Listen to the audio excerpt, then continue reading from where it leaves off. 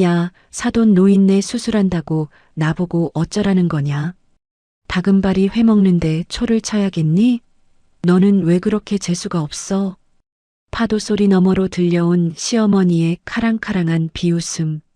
15년간 제 피땀 섞인 월급으로 호강하던 시댁은 제 아버지가 사경을 헤매는 순간에도 다금바리 회를 씹으며 독서를 내뱉었습니다.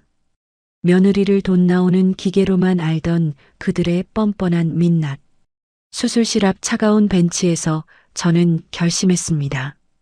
오늘부로 당신들의 공짜 연금은 파면이라고요.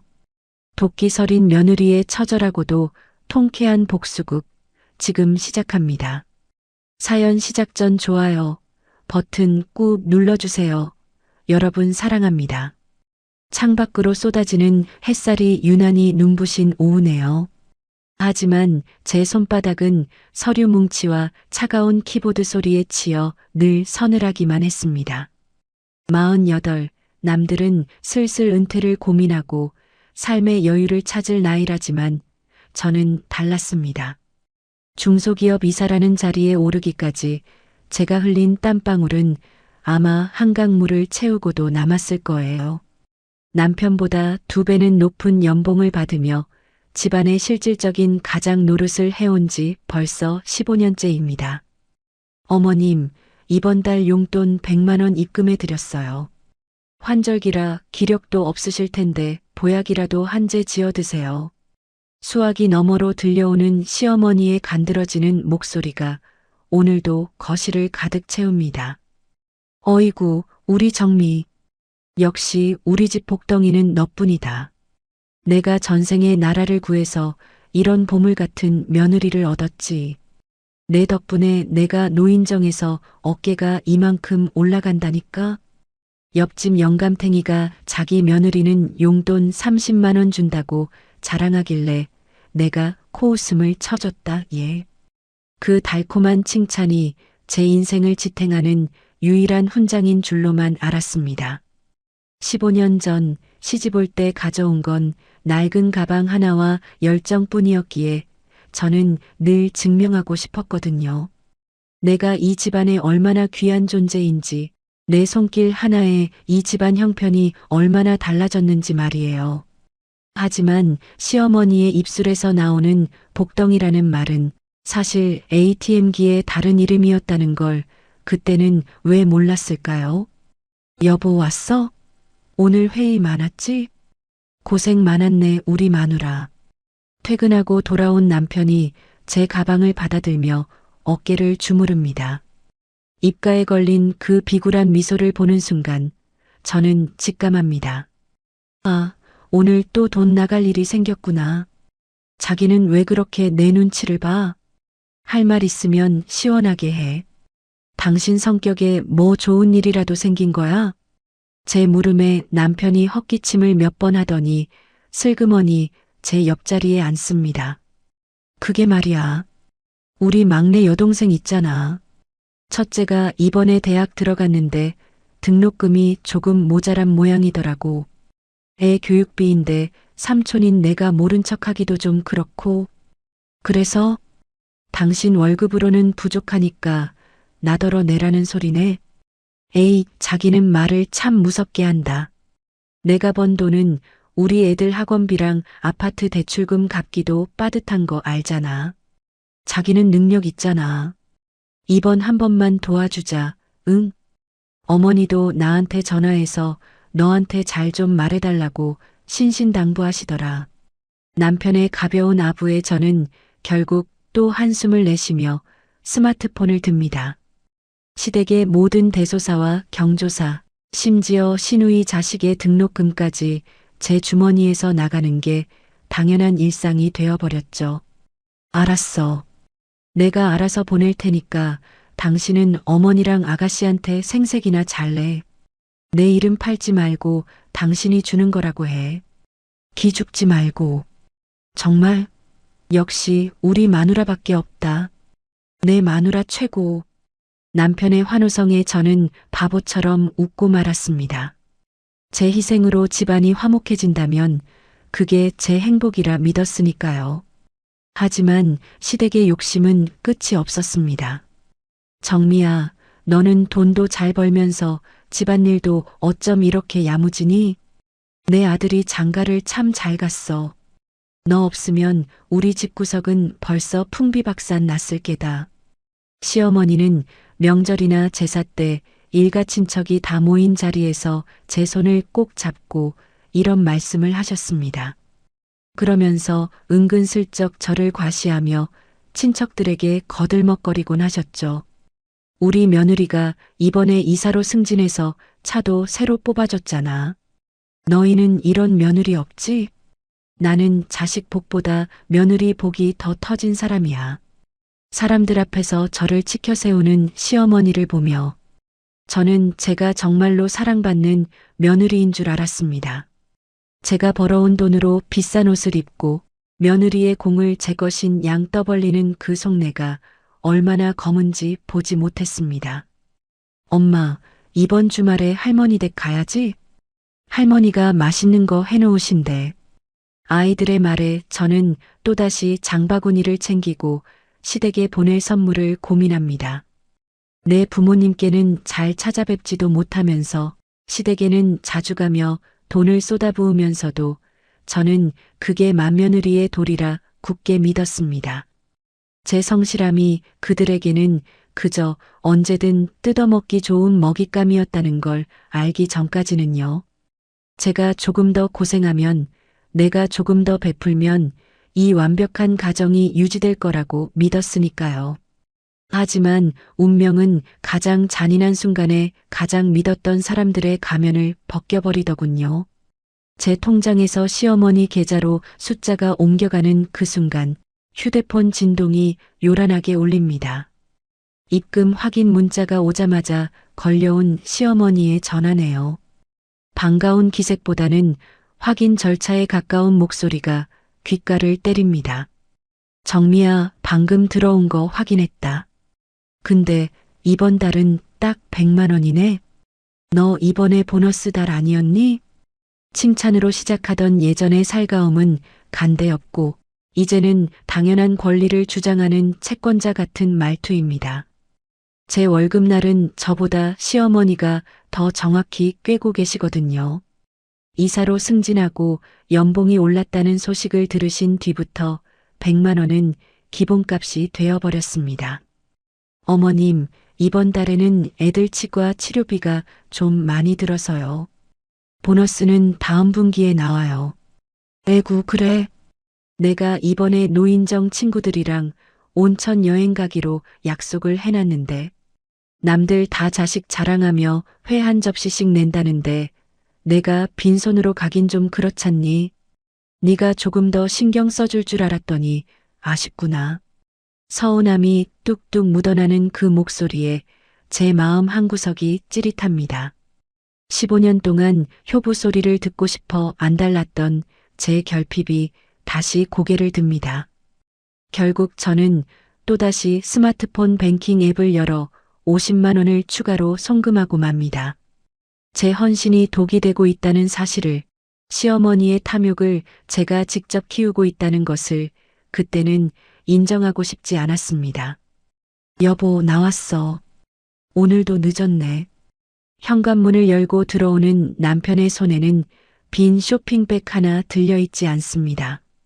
자기 부모님 용돈 드리는 일에는 그렇게 열성적이면서 정작 제 생일이나 기념일에는 우리가 남이냐며 대충 넘기기 일쑤였죠. 남편은 소파에 털썩 주저앉으며 텔레비전 리모컨부터 찾습니다. 자기야, 어머니가 전화하셨더라. 여행 경비 좀 보태줘서 고맙다고. 역시 우리 정미가 최고라면서 내 기를 팍팍 살려주시네. 당신 기 살려주려고 내가 얼마나 아등바등 사는지 알긴 해? 에이, 왜 그래. 당신 연봉이 얼마인데 엄살은. 우리가 돈 벌어서 뭐해? 부모님 살아계실 때 효도하는 거지. 나중에 돌아가시고 후회하면 무슨 소용이야. 남편의 말은 늘 정답처럼 들렸지만 그 정답의 무게를 짊어지는 건 언제나 저 혼자였습니다. 시댁 식구들은 이제 제 친절을 당연한 지분이라 여깁니다. 제가 시댁을 위해 쓴 돈이 15년 동안 수억 원에 달하는데도 그들은 고마워하기는커녕 더 큰 것을 요구해 왔죠. 정미야, 첫째 딸 소식 들었지? 이번에 가게 새로 낸다는데 인테리어 비용이 좀 부족하다나 봐. 네가 언니 노릇 좀 해라. 어차피 너 나중에 우리 집 물려받을 거 생각하면 이 정도는 투자 아니겠니? 시어머니는 가끔 말도 안 되는 논리로 제 지갑을 털어내려 하셨습니다.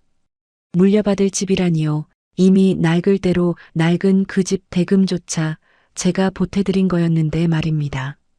하지만 저는 그때마다 바보같이 웃으며 알겠노라 답했습니다. 그래야 복덩이 며느리라는 그 허울 좋은 자리를 유지할 수 있었으니까요. 여보, 이번 주말에 첫째 여동생 가게 개업식 가야 해. 봉투 두둑하게 준비했지? 남편의 무심한 질문에 가슴이 답답해집니다. 저는 회사에서 이사님 소리를 들으며 카리스마 있게 부하 직원들을 지휘하지만 집에만 오면 시댁이라는 거대한 감옥에 갇힌 죄수 같았습니다. 제 돈으로 산 가방을 시누이가 탐내면 기꺼이 넘겨줘야 했고 시어머니의 생신 때는 호텔 뷔페를 예약하고도 정작 저는 구석에서 서빙하느라 제대로 먹지도 못했죠. 내가 이렇게까지 해야 할까? 가끔 거울 속에 저 자신에게 묻곤 했습니다. 하지만 돌아오는 건 가족이니까 내가 참으면 모두가 행복하니까라는 자기 위안뿐이었죠. 제 통장의 잔고가 줄어들수록 시댁 식구들의 얼굴에는 기름기가 돌았고 그들의 목소리는 점점 더 당당해졌습니다. 제 친절이 그들에게는 독이 묻은 화살이 되어 저에게 돌아올 준비를 하고 있다는 사실을 저는 미처 깨닫지 못했습니다.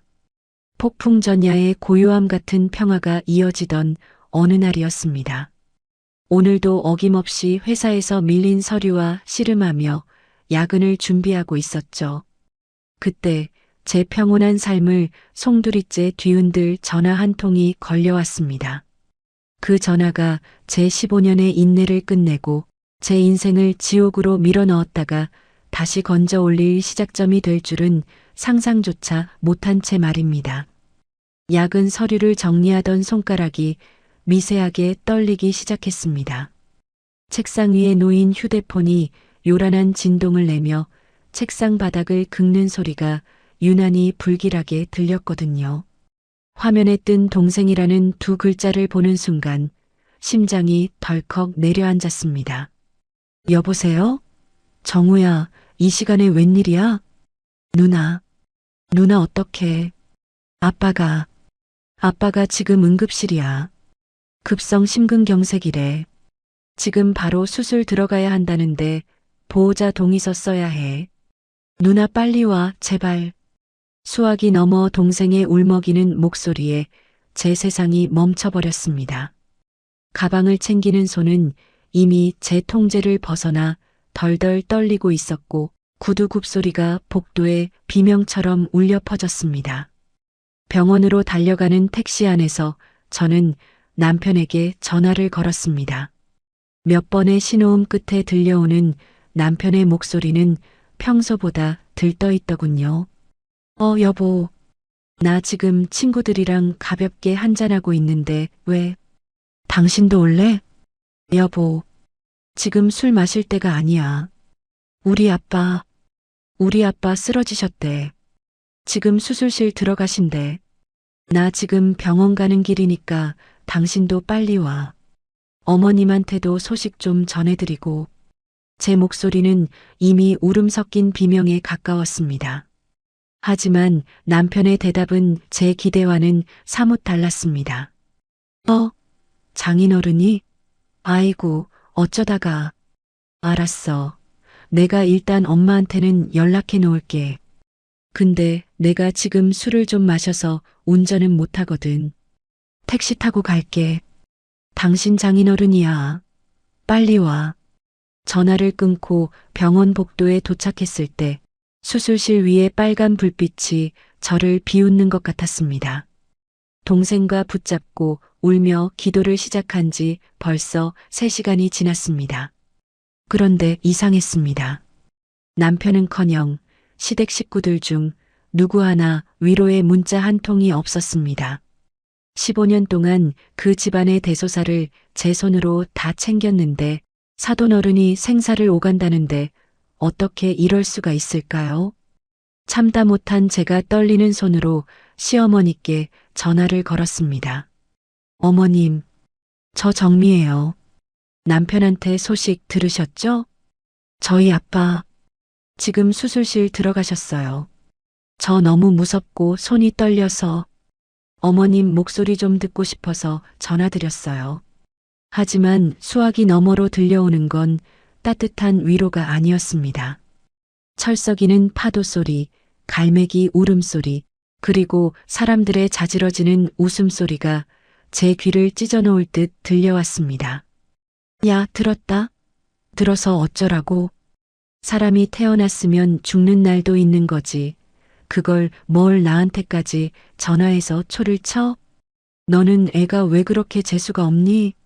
남 기분 좋게 놀러 온 날에 꼭 그렇게 곡소리를 내야겠어? 시어머니의 카랑카랑한 목소리에 제 심장이 바닥으로 떨어졌습니다. 잘못 들은 건가 싶어 귀를 의심했습니다. 네, 어머님 지금 놀러 가셨다고요? 저한테 말 한마디 없이 여행을 가신 거예요? 말하면 뭐, 네가 보내주기라도 했을 거냐? 야, 그리고 내 애비 수술한다고 집구석에서 침울하게 있으면 병이 낫는데? 야, 노인네들 가는 건 한순간이야. 질질 끌어봤자 너만 고생이지. 차라리 이번에 깔끔하게 가시는 게 효도다 얘. 산 사람은 살아야 할 거 아니야? 시어머니는 코방귀를 뀌며 더 당당하게 쏘아붙였습니다. 파도 소리는 더욱 거세졌고 제 가슴 속의 분노도 그 파도처럼 휘몰아치기 시작했습니다. 어머님, 어떻게 그런 말씀을 하세요? 저희 아빠예요. 제 목숨 같은 아빠라고요. 어디서 어른한테 목소리를 높여? 너 똑똑히 들어라. 수술비니 뭐니 돈 한 푼이라도 우리 아들 주머니에서 나가는 꼴 보이면 그날로 끝인 줄 알아. 내 친정일은 네가 알아서 국어를 하든 몸을 팔든 해결해. 우린 지금 자연산 다금발이 나와서 바쁘니까 끊어라. 아우, 재수없어 진짜.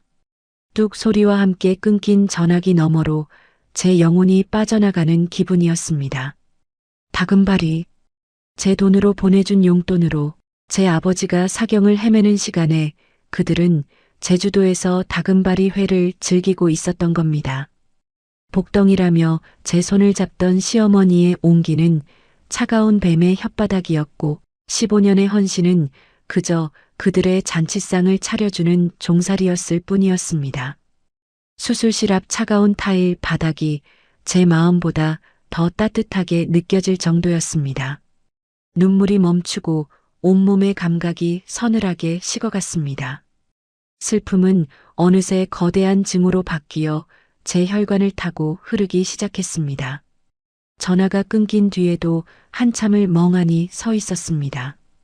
귓가에는 여전히 재수 없다던 시어머니의 날카로운 음성과 경쾌한 파도 소리가 웅웅거렸죠. 그때 복도 끝에서 술 냄새를 풍기며 걸어오는 그림자가 보였습니다. 제 남편이었습니다. 장인어른이 사경을 헤매는 수술실 앞에 나타난 남편의 얼굴은 발그레하게 달아올라 있더군요. 여보, 아버님 수술은? 아직이야? 남편이 제 눈치를 보며 다가왔습니다. 저는 떨리는 입술을 깨물며 물었습니다. 당신 어머니랑 통화했어? 어머니 지금 제주도 가 계시더라. 알고 있었어? 남편은 당황한 듯 뒷머리를 긁적이며 시선을 피했습니다. 아, 그게 엄마가 저번에 당신이 용돈 더 보내줬다고 친구분들이랑 갑자기 잡으신 모양이더라고. 나도 아까 들었어. 어쩌겠어. 벌써 가 계신걸. 엄마가 워낙 여행을 좋아하시잖아. 좋아하시니까? 사돈이 죽을지도 모르는 이 시간에 다금바리 회를 먹으면서 즐거워하는 게 그게 사람이 할 짓이야? 말을 왜 그렇게 해? 엄마가 수술하는 것도 아닌데 여행 취소하고 오라는 게 더 이상하지. 당신 지금 너무 예민해. 장인어른 수술비는 걱정 마. 자기 연봉 높잖아.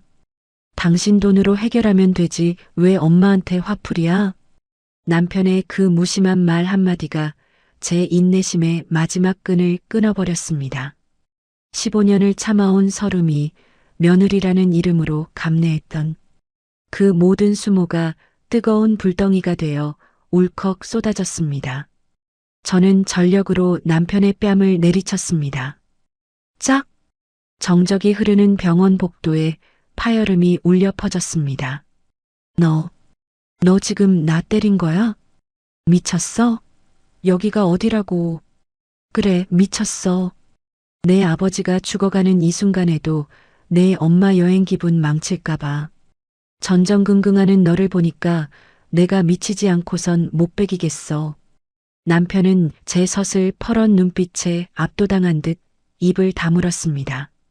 저는 그 자리에서 벤치에 주저앉아 스마트폰을 꺼냈습니다. 손가락이 미세하게 떨렸지만 정신만은 그 어느 때보다 또렷했습니다. 뱅킹 앱을 켜고 자동이체 관리 메뉴로 들어갔습니다. 여보, 너 지금 뭐해? 뭐하긴. 쓰레기 분리수거 하는 중이야. 제일 먼저 시어머니 계좌로 설정된 매달 100만 원의 용돈 이체를 해지했습니다. 이어서 시부모님의 아파트 관리비, 가스비, 전기세 자동 납부를 전부 끊어버렸습니다. 거기서 끝내지 않았습니다. 시댁 식구들이 제 명의로 쓰고 있던 가족카드까지 그 자리에서 전부 정지시켰습니다. 야, 너 지금 미쳤어? 카드 정지시키면 엄마 제주도에서 결제 어떻게 해? 당장 풀어. 너 이게 얼마나 무례한 짓인 줄 알아? 남편이 제 휴대폰을 뺏으려 달려들었지만 저는 차갑게 그를 밀쳐냈습니다. 무례. 남의 아버지 목숨 가지고 깔끔하게 가는 게 효도라고 말하는 내 엄마보다 더 무례할까? 너 똑똑히 들어. 오늘부로 당신들 집안에 들어가는 내 돈은 단 1원도 없어. 시어머니, 시누이, 그 인간들 나한테 이제 사기꾼보다 못한 남이야. 정미야, 제발. 일단 진정하고 내 말 좀 들어봐. 돈 끊으면 당장 내일부터 어른들 어떻게 살아? 너 정말 이럴 거야? 어떻게 살긴, 그건 내 알 바가 아니지. 그동안 내 돈으로 호의호식하며 사람 도리 잊고 살았으니 이제부터는 짐승처럼 굶주리며 살아봐. 그게 당신들 수준에 딱 맞으니까. 제 목소리는 낮고 서늘했습니다. 수술실에 빨간 불빛이 꺼지고 의사 선생님이 나오는 모습이 보였습니다. 저는 남편을 투명 인간 취급하며 자리에서 일어났습니다. 제 인생에서 가장 치욕스러웠던 15년의 연금이 파면되는 순간이었습니다. 가슴속 어딘가가 뻥 뚫린 것처럼 시원하면서도 동시에 시커먼 복수의 파도가 밀려오는 것이 느껴졌습니다. 수술실 문이 열리고 의사 선생님이 나오셨습니다. 다행히 고비는 넘겼다는 말에 동생과 저는 바닥에 주저앉아 통곡했습니다. 남편은 옆에서 안절부절 못하며 제 눈치만 살피더군요. 아버지가 중환자실로 옮겨지는 것을 확인하고 나서야 저는 병원 복도 의자에 몸을 기댔습니다. 그때부터였습니다. 제 주머니 속 휴대폰이 미친 듯이 진동하며 비명을 지르기 시작한 건요. 화면에는 시어머니라는 이름이 시뻘건 글씨처럼 박혀 있었습니다. 한 통, 두 통, 10통. 전화를 받지 않자 메시지가 폭탄처럼 쏟아졌습니다. 야, 카드 왜 정지됐어? 식당에서 망신당하게 인연이 미쳤나? 너 당장 전화 안 받아? 당장 정지 풀어. 1시간 동안 찍힌 부재중 전화만 무려 50통이었습니다. 저는 심호흡을 한번 크게 하고 마침내 통화 버튼을 눌렀습니다. 여보세요. 야, 너 미쳤어? 미쳤냐고. 너 지금 제정신이야? 카드 정지는 왜 시켜? 너 2년 당장 정지 안 풀어? 감히 시어머니를 제주도 길바닥에서 굶겨 죽이려고 작당을 해? 수화기 너머로 고막을 찢는 듯한 비명이 터져 나왔습니다. 평소에 그 복덩이 타령하던 가식적인 목소리는 온데간데 없었습니다. 주변에서는 시누이와 시어머니 친구들의 웅성거리는 소리까지 섞여 아수라장이었죠. 어머님, 목소리 낮추세요. 여긴 병원이에요. 저희 아빠 수술 끝난 지 얼마 안 됐다고요. 병원이고 나발이고. 너 지금 여기서 계산이 안 돼서 내가 얼마나 망신을 당했는지 알아? 자연산 다금바리를 한 상 거하게 시켜놓고 결제가 안 돼서 주인장한테 도둑 취급을 받았단 말이다. 너 사돈 노인네 수술비로 내 돈 다 빼돌렸냐? 당장 원상복구 안 해. 시어머니의 악에 바친 목소리에 저는 헛웃음이 나왔습니다.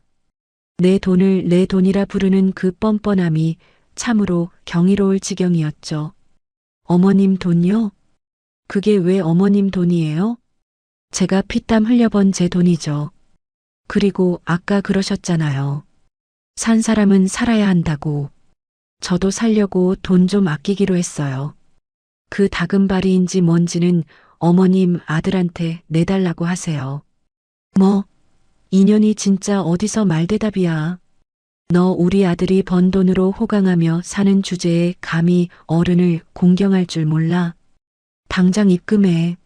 10분 줄 테니까 안 들어오면 내 당장 서울 올라가서 내 집구석 다 때려 부술 줄 알아. 옆에서 듣고 있던 남편이 겁에 질려 제 휴대폰을 뺏으려 손을 뻗었습니다. 정미야, 일단 엄마 진정시켜. 나중에 얘기하고 일단 결제는 해드려야지. 엄마 친구분들도 다 계시다잖아. 이게 뭐야, 쪽팔리게. 저는 남편의 손을 거칠게 뿌리치고 시어머니에게 마지막 쐐기를 박았습니다. 어머님, 착각하지 마세요.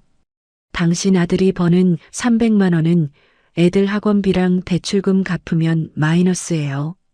그동안 어머님이 쓰신 돈, 시누이 가게 보태준 돈, 전부 다 제 통장에서 나간 제 돈이라고요. 쪽팔리신다고요? 사돈이 죽어가는 날 제주도에서 회 파티 벌이는 것보다 더 쪽팔린 일이 세상에 또 있을까요? 마음대로 하세요. 올라와서 때려 부수든 말든 이제부터 제 지갑에서 나가는 돈은 단 1원도 없을 테니까요. 이 독한 년. 너 2년 거기 안 서?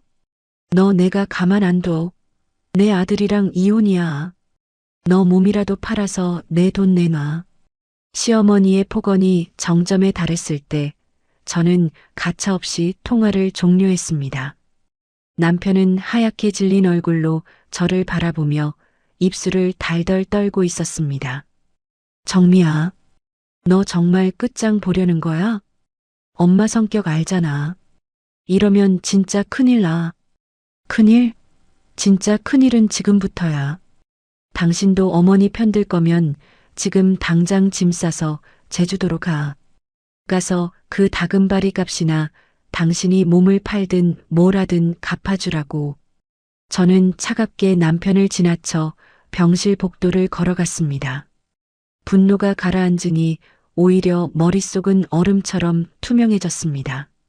15년 동안 제가 짊어졌던 가짜 효도의 무게가 벗겨지는 소리가 들리는 듯 했습니다.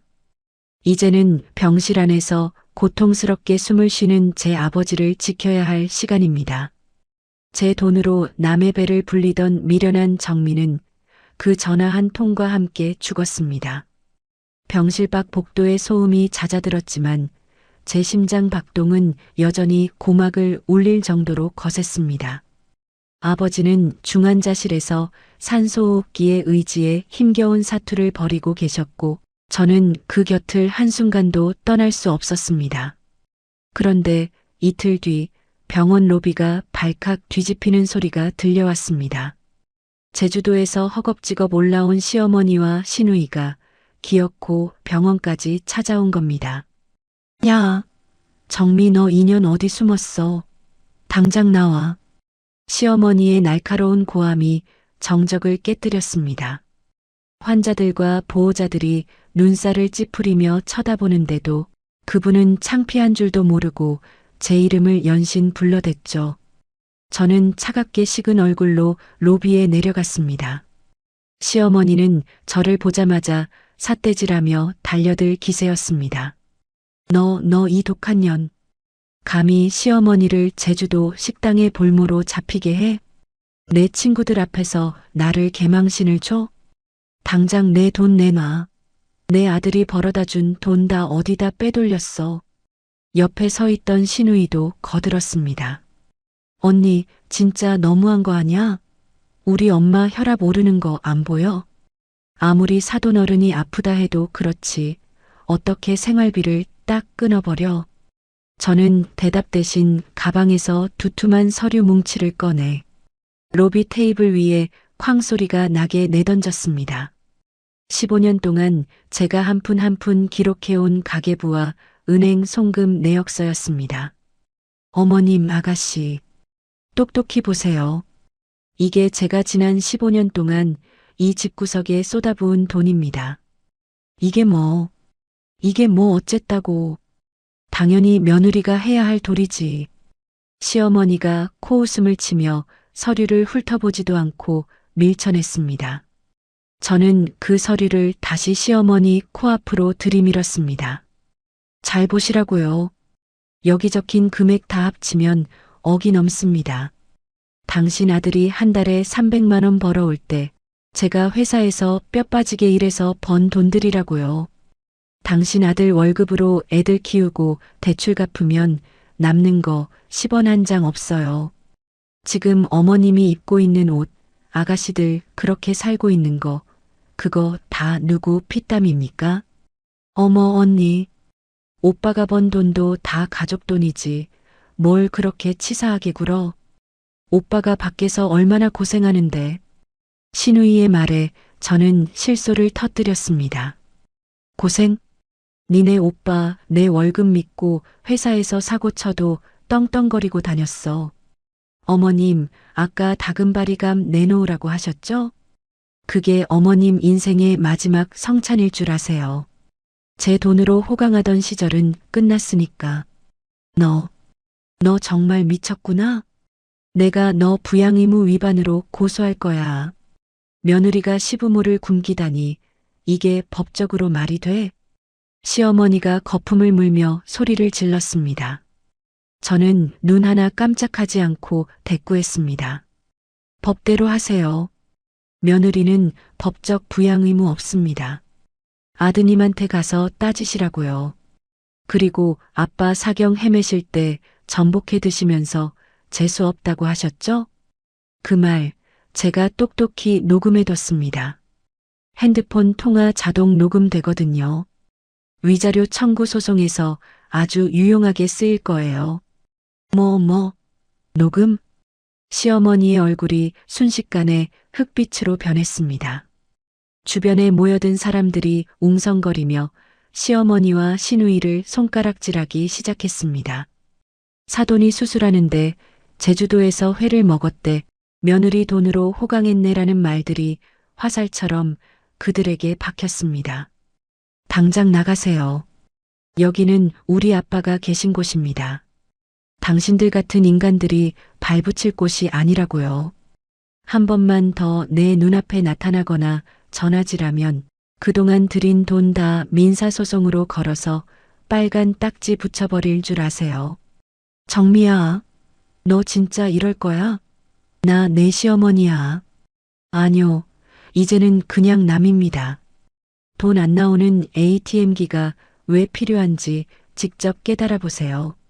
저는 뒤도 돌아보지 않고 엘리베이터로 향했습니다. 등 뒤에서 시어머니의 악에 바친 비명과 시누이의 당황한 목소리가 들려왔지만 제 마음은 태어나서 처음으로 얼음처럼 고요하고 평온했습니다. 이제야 비로소 15년 만에 제 진짜 이름을 찾은 기분이었습니다. 병원 로비에 시어머니의 비명소리를 뒤로하고 올라오는 엘리베이터 안에서 저는 거울 속에 비친 제 얼굴을 가만히 들여다보았습니다. 15년 동안 도끼 하나 없이 순한 양처럼 웃기만 하던 그 여자는 더 이상 없더군요. 입술을 굳게 다문 제 모습이 생경하면서도 무척이나 마음에 들었습니다. 병실로 돌아오니 남편이 구석에서 고개를 푹 숙인 채 제 눈치만 살피고 있었습니다. 여보, 엄마랑 동생 갔어? 그래 갔다 왜? 당신도 따라가지. 아니, 그게 아니라. 근데 여보, 그래도 어른인데 사람들 다 보는 데서 그렇게 면박을 주면 엄마 심정이 어떻겠어. 자기가 조금만 참지. 남편의 그 지긋지긋한 참으라는 소리에 저는 실소를 터뜨렸습니다. 그때였습니다.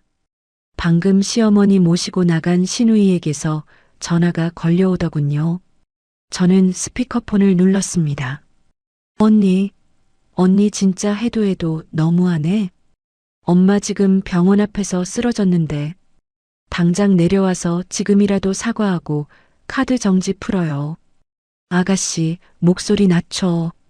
그리고 내가 왜 사과를 하죠? 내 돈 내가 안 쓰겠다는데 그게 사과할 일인가? 이게 진짜 보자 하니까? 언니가 준 돈이 언니 돈이야? 우리 오빠가 밖에서 돈 벌어다 주니까 언니가 그 자리까지 간 거 아냐? 우리 집안 덕에 이사식이나 해먹으면서 어디서 유세를 떨어? 시누이의 기막힌 논리에 옆에 있던 남편조차 당황한 기색이 역력했습니다. 저는 남편을 빤히 쳐다보며 시누이에게 대답했습니다. 아가씨 오빠한테 물어봐요. 생활비 대느라 자기 월급 300만 원으로 겨우 버티는 사람이 나를 어떻게 이사로 만들어줬는지. 아, 그리고 아가씨 가게 인테리어 잔금 내일 아니었나? 내가 업체에 전화해서 결제 취소했으니까 알아서 해결해요. 뭐?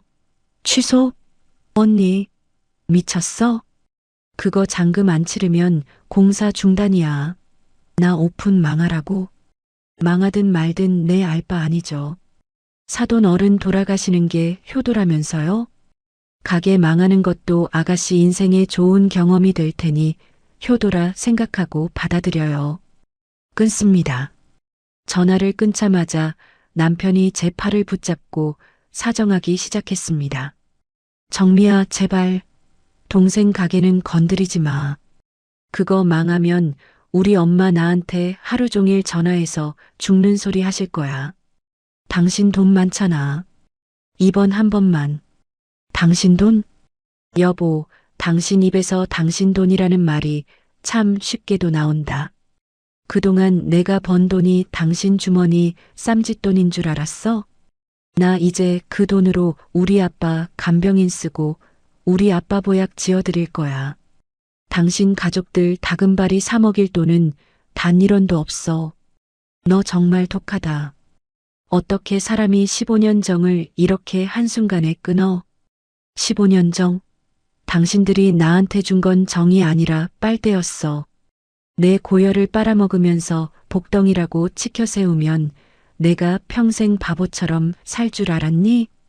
저는 남편의 손을 거칠게 뿌리치고 중환자실 유리창 너머 아버지를 바라보았습니다. 잠시 후 남편의 휴대폰으로 시어머니의 악에 바친 목소리가 들렸습니다. 스피커 너머로 흘러나오는 소리는 가관이었죠. 야, 이 무능한 놈아. 내 마누라 하나 단속 못해서 이 난리를 만들어? 당장 그년 머리채라도 잡아서 끌고 와. 돈 안 내놓으면 너랑 나랑 오늘 여기서 같이 죽는 줄 알아. 시어머니의 화살이 이제 돈줄이 끊긴 아들에게로 향하고 있었습니다. 남편은 사들거리는 손으로 전화를 받지도 못하고 쩔쩔맸습니다. 15년 공든 탑이 무너지는 소리가 참으로 경쾌하게 들리는 오후였습니다. 병원 로비에서 쫓겨난 시어머니와 시누이의 악에 바친 비명소리가 건물 밖으로 사라진 뒤에도 제 가슴은 여전히 차갑게 식어 있었습니다. 중환자실 앞에서 안절부절 못하던 남편의 휴대폰은 이제 불덩이라도 된 듯 쉴 새 없이 진동하며 의자 위를 굴러다녔습니다. 병원에서 쫓겨나 집으로 돌아간 시어머니가 이제 아들을 상대로 화풀이를 시작한 거죠. 당신 전화 좀 어떻게 해봐라. 어머님 목소리가 여기까지 들리는 것 같은데 효자 아들이 전화를 무시하면 쓰나. 정미야, 제발. 나 지금 미치겠어. 나한테 돈이 어딨어? 남편이 결국 하얗게 질린 얼굴로 전화를 받았습니다. 스피커폰 너머로 시어머니의 날카로운 음성이 정적을 뚫고 터져나왔습니다. 야, 이 등신 같은 놈아. 내 마누라가 내 카드를 다 정지시켜서 내가 지금 집 앞 슈퍼에서도 망신당하게 생겼어. 관리비 고지서 날아온 거 안 보여? 당장 돈 안 보내? 너 내가 이 나이에 굶어 죽어야 속이 시원하겠냐? 엄마, 나도 지금 돈이 없어. 나 수중에 당장 10만 원도 없다고. 뭐? 이 무능한 놈. 내 마누라 하나 단속 못해서 애미를 이 지경을 만들어? 야, 너 당장 정미 머리채라도 잡아서 돈 받아내. 안 그러면 나 지금 당장 아파트 옥상이라도 올라갈 줄 알아. 남편은 제 눈치를 보며 기어 들어가는 목소리로 대답했습니다. 엄마, 정미가 녹음까지 다 했대. 장인어른 수술할 때 엄마가 제주도에서 죽는 게 효도라고 했던 말들. 그것 때문에 정미가 지금 눈이 뒤집혔단 말이야. 나보고 이혼하재. 나 이제 어떡해, 엄마? 이혼? 하라 그래. 그까짓 년 돈 좀 번다고 유세 떠는 꼴 더는 못 봐. 근데 이혼을 하더라도 위자료랑 그동안 우리 아들 고생시킨 값은 다 받아내야 할 거 아냐? 야, 그리고 우리 딸 가게는 어쩔 거야? 시어머니의 말에 제가 남편의 휴대폰을 뺏어 들었습니다. 어머님, 제 목소리 들리시죠? 이혼? 당연히 해야죠. 근데 위자료는 제가 받아야 할 것 같은데요? 15년 동안 제가 어머님 집에 갖다 바친 돈, 시누이한테 보태준 돈 내역들, 제가 법원에 다 제출할 겁니다. 그리고 아가씨 가게 공사, 그거 제 명의 카드로 결제 승인 난 거라 제가 이미 취소했어요. 이제 업자들이랑은 어머님이 알아서 해결하세요. 취소? 이 미친년이 진짜. 너 하늘이 무섭지도 않냐? 시어른한테 이 무슨 폐악질이야. 천벌은 사돈 죽어가는 날 다금바리 씹어 드신 어머님이 받으셔야죠. 이제 당신 아들 월급 300만 원으로 생활비 하시고 아가씨 가게 잔금도 치러보세요. 어디 한번 그 잘난 핏줄끼리 뭉쳐서 잘 살아보시라고요. 저는 미련 없이 통화 종료 버튼을 눌렀습니다. 남편은 넋이 나간 표정으로 병원 바닥에 주저앉았습니다. 정미야, 너 정말 너무하다. 어떻게 가족한테 이래? 우리 엄마 정말 길바닥에 나앉게 할 거야? 가족? 내 아버지는 가족 아니었어? 내 아버지가 죽어갈 때 당신 가족들이 한 짓을 봐. 당신은 그 입으로 가족이라는 말을 꺼낼 자격도 없어. 내일 당장 당신 짐 싸서 어머니 댁으로 가. 이 아파트 내 명의인 거 알지? 가서 당신이 번 돈으로 당신 엄마 효도 실컷 해드려. 너 정말 이럴 거야? 나 당신 남편이야. 애들 아빠라고. 남편? 마누라 돈으로 효도 생색 내고 장인어른 쓰러졌을 때 술 처먹고 나타난 남편? 필요 없어. 내 인생에서 당신이라는 빨대는 오늘부로 폐기 처분이야. 저는 차갑게 남편을 지나쳐 중환자실로 향했습니다. 뒤에서 남편이 제 이름을 부르며 매달렸지만 제 귀에는 오직 규칙적으로 들려오는 아버지의 인공호흡기 소리만이 세상에서 가장 소중하게 들렸습니다. 제 돈으로 남의 배를 불리던 15년의 어리석은 세월이 비로소 완전히 끝을 맺고 있었습니다. 핸드폰 너머로 들리던 시어머니의 고성도도 바닥에 주저앉아 짜증 섞인 눈물을 흘리던 남편의 모습도 이제는 먼지처럼 가볍게 느껴집니다. 아버지가 일반 병실로 옮겨지던 날, 저는 남편의 짐이 가득 담긴 박스 10개를 시댁으로 보냈습니다. 그리고 이틀 뒤 이혼 서류를 들고 시댁 문을 열었을 때 제 눈앞에 펼쳐진 광경은 그야말로 콩가루 집안의 전형이더군요.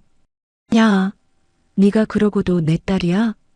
내 가게 잔금 못 치러서 인부들이 우리 집까지 찾아와 깽판을 치는데 네가 어떻게 나한테 소리를 질러. 엄마가 정미 언니 비위 좀 잘 맞췄어야지. 왜 정미 언니 아빠 수술하는데 제주도를 가서 이 난리를 만들어? 내 가게 망하면 엄마가 책임질 거야? 당장 돈 내놔. 거실에는 시어머니와 시누이가 서로의 머리채라도 잡을 기세로 고함을 지르고 있었습니다. 그 옆에서 남편은 넋이 나간 채 소주병을 들고 앉아 있었죠. 제가 현관에 들어서자 세 사람의 시선이 동시에 저에게 꽂혔습니다. 어머, 정미야. 너 왔구나. 그래, 네가 생각이 바뀌었지? 어서 인테리어 돈부터 좀 해줘라. 나 무서워서 잠도 못 자겠어. 시어머니가 제 손을 덥석 잡으려 달려들었지만 저는 차갑게 그 손을 쳐냈습니다. 손 치우세요. 더러워요. 생각이 바뀌긴요. 이혼 서류 도장 받으러 왔습니다. 저는 테이블 위에 서류를 탁 던졌습니다. 남편이 벌떡 일어나 제 앞을 가로막았습니다. 정미야, 너 정말 이럴 거야? 나 우리 엄마 모시고 살 자신 없어. 나 월급 300이야. 이 돈으로 엄마 용돈 드리고 동생 빚 갚으면 나 길바닥에 나앉아야 한다고. 그게 내 알바니? 그동안 내 돈으로 효도수 했으면 이제는 내 몸뚱이로 효도해야지. 당신이 늘 그랬잖아. 부모님 살아계실 때 효도하는 거다라고. 이제 실컷 해봐. 그 300만 원으로 엄마 다금바리도 사드리고 동생 가게도 살려보라고. 옆에서 듣고 있던 시누이가 바득바득 대들기 시작했습니다. 언니, 솔직히 말해봐. 언니 아빠 수술비로 우리 집 돈 다 썼지? 그래서 지금 우리 쫄딱 망하게 하려고 작정한 거 아니야? 이거 횡령이야, 횡령. 야, 정신 차려. 내 돈 내가 쓴 게 무슨 횡령이야? 오히려 아가씨가 그동안 내 카드로 긁은 것들, 그거 다 증거로 남겨놨어. 그거 법적으로 다 받아내기 전에 조용히 입 다물어. 제 서슬 퍼런 경고에 시누이의 입이 떡 벌어지며 다칠 줄을 몰랐습니다. 시어머니는 이제 아예 바닥에 드러누워 발을 구르며 통곡을 하기 시작했습니다. 아이고, 내가 이 꼴 보려고 며느리를 들였나? 내 아들 앞길 망치고 집안을 풍비박산 내는구나. 야, 이 나쁜 년아. 내 아비가 그렇게 가르치더냐? 저는 시어머니의 눈을 똑바로 내려다보며 낮게 응조렸습니다. 어머님, 저희 아빠가 그러시더군요. 사람은 뿌린 대로 거두는 법이다라고요. 어머님이 제주도 파도 소리 들으며 깔끔하게 가는 게 효도라고 하셨을 때 어머님 인생도 깔끔하게 끝난 거예요. 이제 이 집 매매 대금도 제가 보탠 거 아시죠? 제가 이미 채권 가압류 걸어놨거든요. 뭐라고? 가압류. 시어머니의 안색이 순식간에 시퍼렇게 질렸습니다. 남편이 제 팔을 붙잡고 애원하며 울먹였습니다. 여보, 제발. 나 정말 죽고 싶어. 엄마랑 동생이 나만 들들 볶는단 말이야. 제발 취소해줘. 내가 잘못했어. 내가 무릎이라도 꿇을게. 무릎은 우리 아빠 병실 앞에서 꿇었어야지. 이미 늦었어. 당신들 셋이서 그 좁은 단칸방으로 이사해서 오손도손 살아봐. 돈 없으면 서로의 민낯이 얼마나 추악해지는지 뼈저리게 느껴보라고. 저는 서류를 다시 챙겨 들고 문 밖으로 향했습니다. 등 뒤에서는 이 나쁜 년 하는 시어머니의 비명과 오빠가 어떻게 좀 해봐. 라는 신우이의 고함, 그리고 남편의 허망한 통곡이 뒤섞여 기괴한 화음을 만들어냈습니다. 문을 닫고 나오는 순간 시원한 바람이 제 뺨을 스쳤습니다. 15년 묵은 체증이 단번에 씻겨 내려가는 그야말로 눈부시게 통쾌한 오후였습니다. 시댁 거실에 이혼 서류를 던져두고 나오던 그날의 공기를 저는 평생 잊지 못할 거예요. 등 뒤에서 들려오던 시어머니의 악에 바친 비명과 남편의 비겁한 눈물 소리가 멀어질수록 제 발걸음은 이상하게도 깃털처럼 가볍더군요. 15년이라는 긴 시간 동안 제 어깨를 짓누르던 맏며느리라는 무거운 돌덩이가 드디어 굴러떨어진 기분이었습니다. 그로부터 한 달 뒤 창밖에는 어느덧 파릇파릇한 새싹이 돋아나고 있었습니다. 아버지는 기적처럼 건강을 회복하셔서 이제는 부축 없이도 병동복도를 천천히 걸으실 수 있게 되었죠. 제가 깎아드리는 사과 한 조각을 맛있게 베어 무시는 아버지의 모습을 보며 저는 비로소 진정한 평화를 느꼈습니다. 정미야, 너 요즘 얼굴이 참 좋다. 회사 일도 바쁠 텐데 매일 이렇게 와줘서 고맙구나. 아빠, 회사 일이야 뭐 제가 이사인데 알아서 조절해야죠. 그동안 아빠한테 못한 효도 이제부터 몰아서 할 거니까 각오하세요. 허허, 이 녀석? 근데 사돈댁에는 연락해봤니? 나 때문에 너희 부부 사이 나빠진 건 아닌지 걱정돼서 그래. 아버지는 아직 제가 이혼 소송 중이라는 사실을 모르십니다. 그저 제가 바빠서 남편이 못 오는 줄로만 알고 계시죠. 저는 아버지의 손을 꼭 잡으며 부드럽게 대답했습니다. 걱정 마세요, 아빠.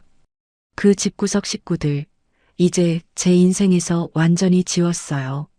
나 이제 아빠랑 우리 애들이랑만 행복하게 살 거야. 그게 아빠한테 제일 큰 효도 아니겠어? 병실 밖으로 나오니 제 휴대폰에 모르는 번호로 문자 한 통이 와 있었습니다. 차단해둔 남편이 공중전화로 보낸 듯한 장문의 메시지였죠. 정미야, 나 정말 죽고 싶어. 엄마랑 동생은 하루가 멀다고 내 월급 봉투 뺏어가려고 싸우고 있고 동생 가게는 결국 오픈 못했어. 나 한 번만 살려주면 안 될까? 애들을 봐서라도 제발. 저는 답장 대신 그 메시지를 조용히 삭제했습니다. 그들의 고통에 마음 흔들리기엔 제가 흘린 피눈물이 너무나도 뜨거웠으니까요.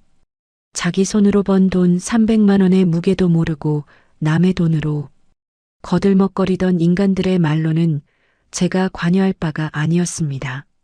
이사님, 이번 분기 실적 보고서입니다. 병원 로비 카페에서 노트북을 켜고 업무를 보는데 비서의 목소리가 유난히 맑게 들립니다. 매달 시댁으로 빠져나가던 100만 원, 그리고 수시로 털리던 비상금들은 이제 오롯이 저와 제 아버지를 위해 쓰이고 있습니다. 아버지의 특실 입원비, 최고급 간병인 비용, 그리고 퇴원 후 머무르실 공기 좋은 요양시설 예약까지 제 능력으로 일궈낸 결실이 가장 소중한 사람에게 쓰일 때 돈은 비로소 가치를 지닌다는 것을 깨달았습니다. 여보세요? 응, 얘들아. 오늘 할아버지 퇴원하시니까 엄마가 맛있는 거 사갈게. 아이들과 통화하며 웃는 제 모습이 카페 유리창에 비칩니다. 15년 전 시집와서 구박받으면서도 복덩이라는 말 한마디에 세상을 다 얻은 듯 웃던 그 바보 같던 여자는 이제 없습니다. 자신의 가치를 스스로 증명하고 소중한 것을 지킬 줄 아는 단단한 중년 여성이 서 있을 뿐이죠. 병원 정원을 산책하시는 아버지의 뒤를 따르며 저는 하늘을 올려다보았습니다. 제주도의 차가운 바닷바람이 아닌 따스한 봄바람이 제 뺨을 간지럽힙니다. 누구의 며느리도 아닌, 누구의 희생양도 아닌, 오로지 정미라는 이름 석자로 살아갈 제2의 인생이 이제 막 시작되고 있었습니다. 정미야, 저기 꽃 좀 봐라. 참 예쁘게도 피었구나. 네, 아빠. 정말 예쁘네요. 우리 내년 봄에는 꽃 구경 더 멀리 가요. 제가 세상에서 제일 좋은 곳으로 모실게요. 아버지와 함께 걷는 이 길 끝에 제가 그토록 바라던 진짜 행복이 기다리고 있다는 확신이 들었습니다. 제 돈으로 남의 배를 불리던 어리석은 헌신은 끝났습니다. 이제는 제가 일군 이 모든 풍요를 오직 사랑하는 이들과 나누며 당당하게 살아갈 것입니다. 제 인생의 가장 찬란한 봄은 바로 오늘부터 시작입니다.